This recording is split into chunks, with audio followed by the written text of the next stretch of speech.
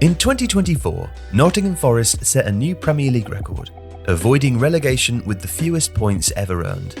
As a result of this and a seemingly bizarre transfer strategy, many thought that the club wouldn't survive the following season. But in December 2024, at the halfway point, Nuno Espirito Santo's side sat third amongst the elite of the league, and with as many points as Leicester City had at the same stage en route to their 2015-16 title. It's a surprising success for a team that most expected to fail. So, how did it happen?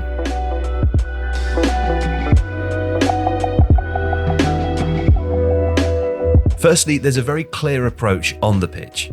Since his arrival in December 2023, head coach Nuno Espirito Santo has rejected the possession-based style played by most other top teams in the league. Forest saw less of the ball than anyone except bottom side Sheffield United in 23-24, and no side has averaged less possession this season.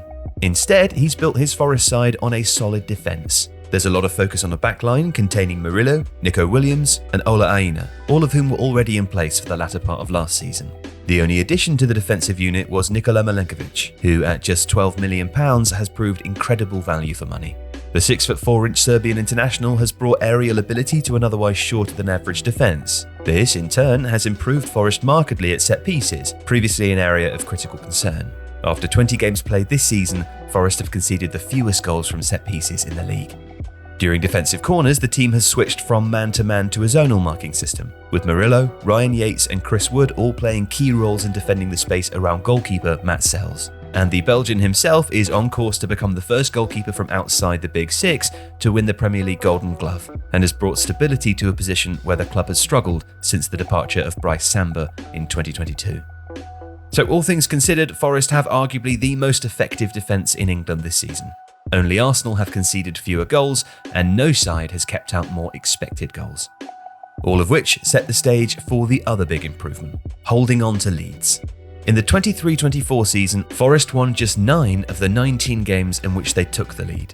20 games into this season, that's now 12 from 15. And flexibility of approach is a big part of this. Nuno has tended to start with a 4-2-3-1 formation, but has regularly tweaked that to a 3-4-2-1 to help see out matches, with centre-back Morato regularly coming on for a central midfielder or winger. And while the team has improved defensively in order to protect leads, in order to take them, Forest's attacking output has also had to improve. And it has. Building upon a solid defence that soaks up the pressure, the rest of the team hits rapidly on the counter. It's a simple and familiar approach, but it's executed well, and it's been very effective for Forest.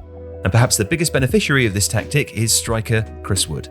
The veteran New Zealander has 13 goals in 21 games so far, continuing his run of the previous season, during which he scored 6 in his final 10 games.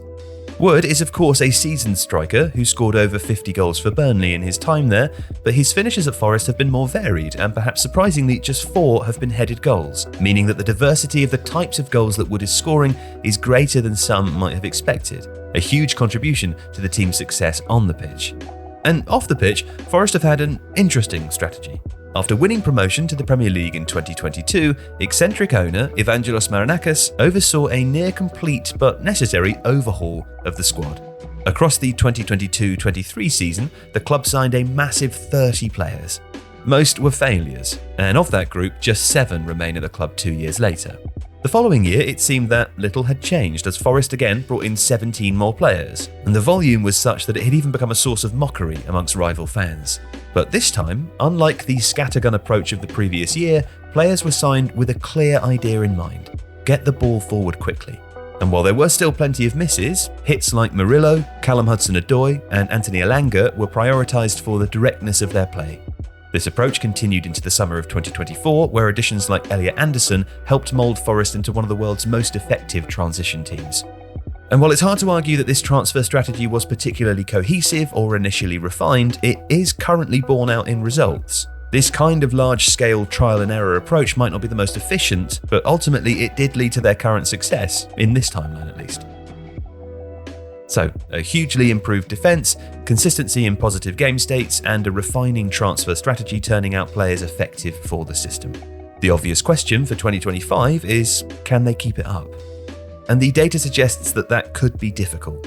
Far from their league position high up the table, Forest sit just 15th for expected goals created, while Chris Wood in particular is on the hot streak of his career, with 12 goals from just 7.2 xG at the halfway point.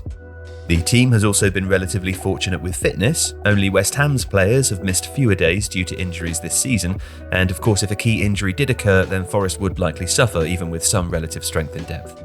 One positive though is that Forest have already played many of their most difficult fixtures this season. They've travelled to Arsenal, Chelsea and Manchester City, and were the only team to beat Liverpool in the first half of the season.